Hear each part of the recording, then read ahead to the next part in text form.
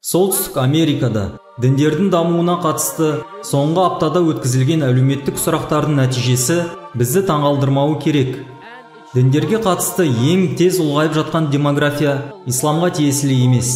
Осыдан 20 жыл бұрын солай болған. Діндерге қатысты ең үлкен демографиялық көрсеткіш дінсіздікке тиесілі болған. Ол адамдар біз ешбір құдайға сенбейміз деген. Олардың айтатын күмәндары көп. Бірақ солардың ішіндегі ең жиі қойылатын сұрағы: «Я, мұсылмандар, мынаны айтыңдаршы.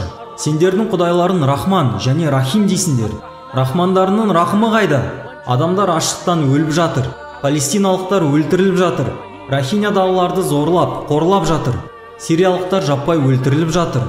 Рақым қайда? Қалайша құдіретті құдайларын, аса қамқор, ерекше мейірімділерін осындай нәрселердің орын алуына мүмкіндік беруде?»